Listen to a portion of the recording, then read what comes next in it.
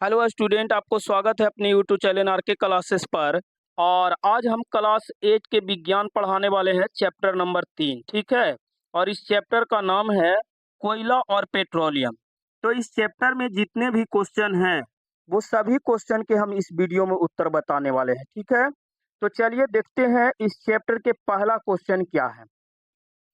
पहला क्वेश्चन कहता है सीएनजी और एलपीजी का ईंधन के रूप में उपयोग करने का क्या लाभ है। सीएनजी जो गाड़ी में किया जाता है इसका उपयोग, और एलपीजी जो हम लोग घर में गैस का उपयोग करते हैं उसको एलपीजी कहते हैं। इसका उपयोग से क्या लाभ है ये बताना है। ठीक है। तो इसका उत्तर लिखेंगे सीएनजी और एलपीजी का ईंधन के रूप में उपयोग करने का निम्नलिखित लाभ है।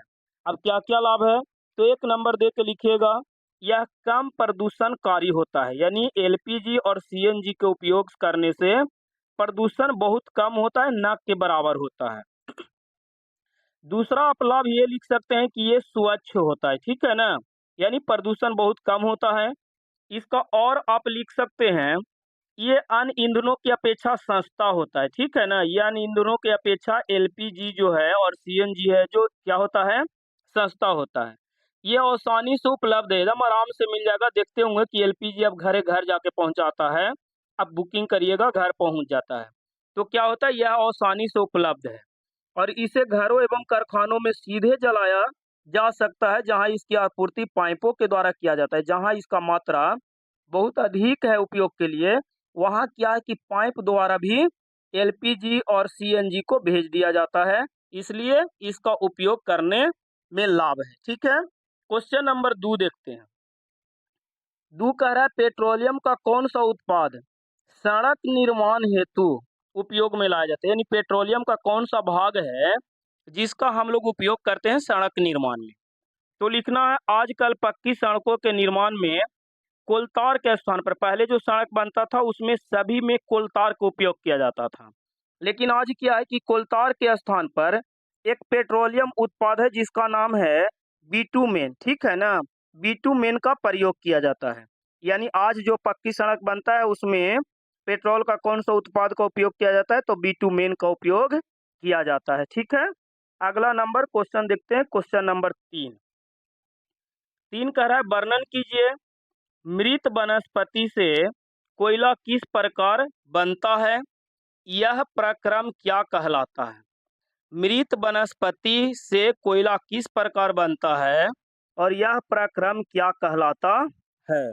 इसका उत्तर लिखेंगे कोयला हमें जमीन के अंदर से प्राप्त होता है। ठीक है, नहीं मुख्य रूप से पूछ रहा है कि कोयला किस प्रकार से बनता है। तो कोयला हमें जमीन के अंदर से प्राप्त होता है। बाढ़ जैसे प्राकृतिक आपदा के कारण वन मृदा के नीचे दब जाते हैं। क्या होता है कि जब बाढ़ आता है, बाढ़ ज्यादा तेज आता है, तो उसमें पेड़ पौधा क्या होता है कि मिट्टी के अंदर दब जाता है दहकर, और इनके ऊपर मृदा यानी मिट्टी जम जाने के कारण, मिट्टी जम जाता है इसके ऊपर, जिसके कारण संपीड़ित हो जाते हैं। और जैसे जैसे ये नीचे दबते जाते हैं उसका ताप भी क्या होता है, बढ़ता जाता है।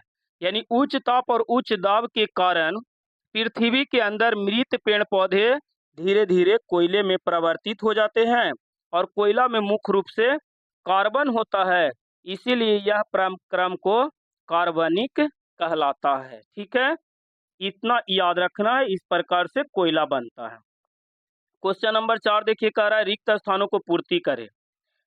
खाली जगह था, फिर तथा जीवाश्म ईंधन है, यानी जीवाश्म ईंधन कौन कौन है जो लिखना है। तो जीवाश्म ईंधन हम लिख देंगे, एक कोयला है और एक पेट्रोलियम है। ठीक है ना, तो कोयला तथा पेट्रोलियम क्या है, तो जीवाश्म ईंधन है।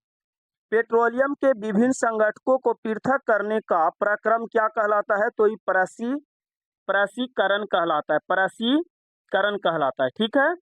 अगला ग नंबर, वाहनों के लिए सबसे कम प्रदूषक ईंधन कौन है, तो सीएनजी है, जो वाहन में सबसे कम प्रदूषण करता है और इसका उपयोग आज के डेट में बहुत ज्यादा हो रहा है। ठीक है। आगे देखते हैं क्वेश्चन नंबर 5। 5 कह रहा है निम्नलिखित कथन के सामने सत्य या असत्य लिखिए, मानी ये बताना है कि सत्य है कि असत्य है। तो जीवाश्म ईंधन जैसे हो गया कोयला पेट्रोलियम, ईंधन प्रयोगशाला में बनाए जा सकते हैं, तो जीवाश्म ईंधन कभी प्रयोगशाला में नहीं बनता है, ठीक है ना। तो कह रहा बनाए जा सकते हैं, तो ये क्या है, गलत है, ठीक है। यानी आपको क्या करना है, इसको सही करना है, टिक करना है, यानी असत्य को, ठीक है। तो ये आपको क्या हो गया, असत्य हो गया। पेट्रोल की अपेक्षा सीएनजी अधिक प्रदूषक है, पेट्रोल से ज्यादा प्रदूषण सीएनजी करता है जी।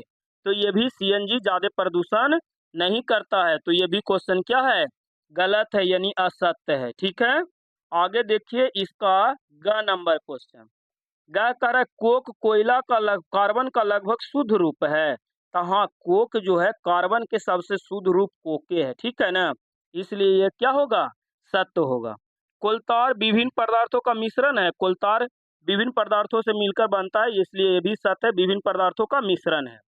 मिट्टी का तेल एक जीवाश्म ईंधन नहीं है, नहीं जी, मिट्टी का तेल जीवाश्म ईंधन है, इसलिए ये भी क्या होगा, असत्य हो जाएगा।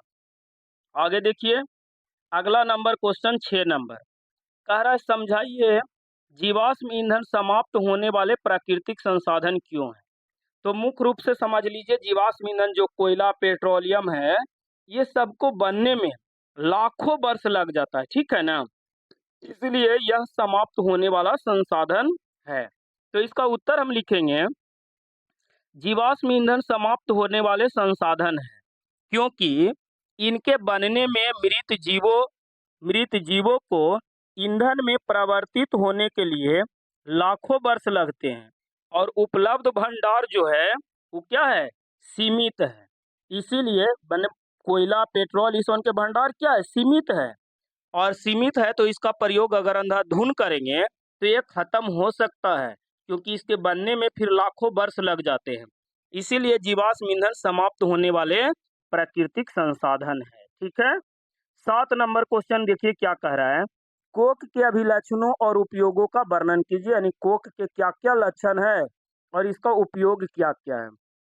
तो कोक के अभिलक्षण में लिख दीजिएगा, कोक एक कठोर, सरंध और काला पदार्थ है। कोक कठोर होता है, सरंध होता है और कैसा होता है, काला होता है। यह कार्बन का लगभग शुद्धतम रूप है। कोक जो है कार्बन के क्या है, तो शुद्धतम रूप है। ये हो गया कोक के अभिलक्षण, ठीक है। अब कोक के उपयोग देख लीजिए, इसका उपयोग क्या क्या है। तो कोक का उपयोग इस्पात के औद्योगिक निर्माण और बहुत से धातुओं के निष्कर्षण में किया जाता है, ठीक है। आगे पेट्रोलियम निर्माण प्रक्रम को समझाइए, यानी पेट्रोलियम किस प्रकार बनता है इसको समझाना है। तो देखिए कोयला बनता है पेड़ पौधा को जमीन में दब जाने के लाखों वर्ष बाद उच्च ताप और उच्च दाब के कारण वो कोयला में परिवर्तित हो जाता है। लेकिन पेट्रोलियम जीव जंतु जो होता है, समुद्री जीव जंतु के दब जाने के कारण बनता है।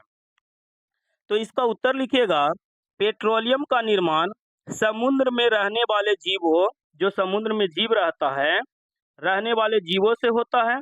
जब ये जीव मर जाते हैं, यानी समुद्र में जो जीव रहता है वो मर जाता है, तो इनके शरीर समुद्र के तलों में जाकर बैठ जाता है, यानी नीचे बैठ जाता है, और फिर रेत तथा मिट्टी के तहों द्वारा ढक जाता है।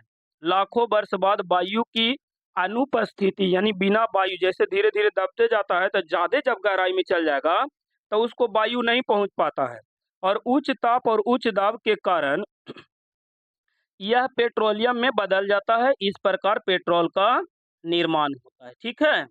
अगला नंबर क्वेश्चन देखिए, क्वेश्चन नंबर 9। क्वेश्चन नंबर 9 देखिए कह रहा है निम्नलिखित सारणी में 1991 से, देखिए 1991 से 1917 तक भारत में विद्युत कंपनी, गलत दिया हुआ है, 1991 नहीं लिखना चाहिए। 1991 की जगह यहाँ पर ही 2004 होना चाहिए, और 2004 से देखिए 2010 तक के दिया है, ठीक है ना। तो 2004 से 2010 तक के विद्युत कुल कंपनी द्वारा दिया गया, और इन आंकड़ों को ग्राफ द्वारा आलेखित करना है, ठीक है। यानी 2004 में जो बिजली में कमी किया गया 7.8%, 2005 में 8.6, 2006 में 9, 2007 में 9.5, 2008 में 9.9, 2009 में 11.2 और 2010 में 10। इसी को ग्राफ पे दिखा देना है। तो 2004 में देखिए 7.8, तो 7 और 8 के बीच में, यानी यहाँ पे दर्शा दिए हैं, यह है 2008। फिर 2005 में कितना है जी, तो 8.6 है, यानी 8.6 8 और 9 के बीच में आएगा, तो इसके सामने यहाँ पे इस प्रकार से इसको क्या करना है, ग्राफ बना देना है। और ये हो सकता है ये जो है इस चैप्टर के लास्ट क्वेश्चन था। अब फिर मिलेंगे अगले वीडियो में।